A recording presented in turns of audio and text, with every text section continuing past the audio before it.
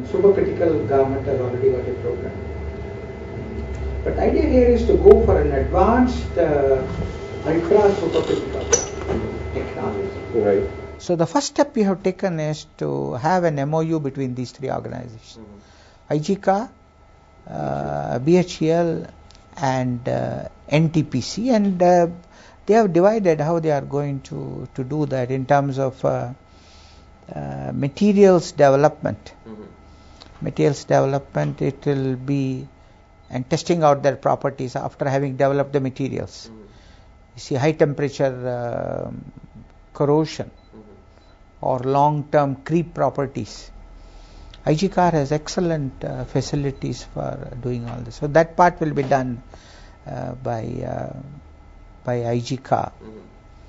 Now, NTPC will of course field test these materials at one of their plants, and of course project management will have to be done by NTPC. Project management for this, and BHEL will kind of develop the capabilities for manufacturing, designing, developing and manufacturing large castings, large forgings, the generators, the turbines, whatever, at various pressures. So these three entities, if they come together, we are hoping that we can aim for the first prototype plant, 800 megawatt advanced ultra supercritical technology plant by something like 2017.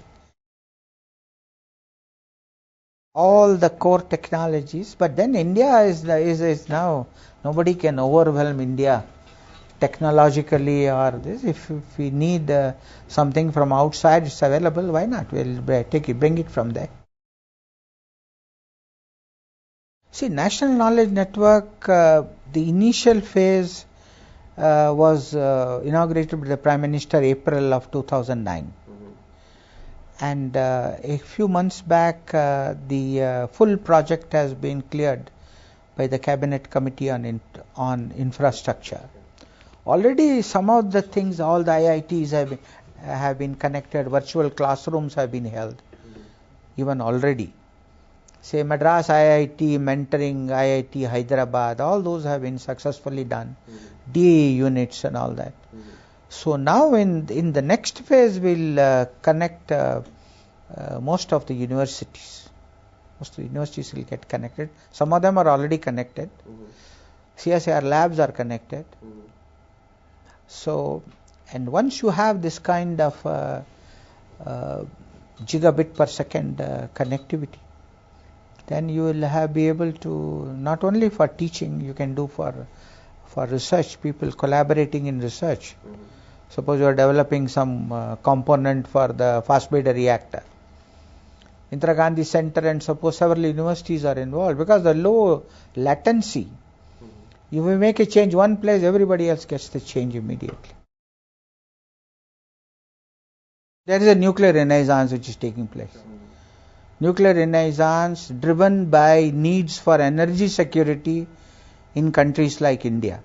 Energy security.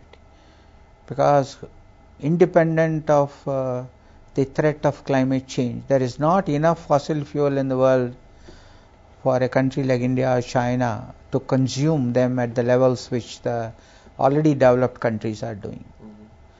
And we have to look for alternate sources of energy, and nuclear is a major source. Now in countries where there has been a steady growth at whatever velocities, knowledge management in nuclear has not been a problem.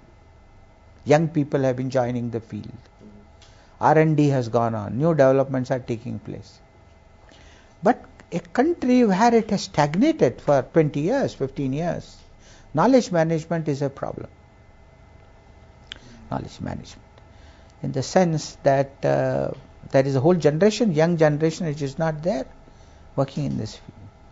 So they would like to partner India in further, if the nuclear renaissance does take place, India becomes a major player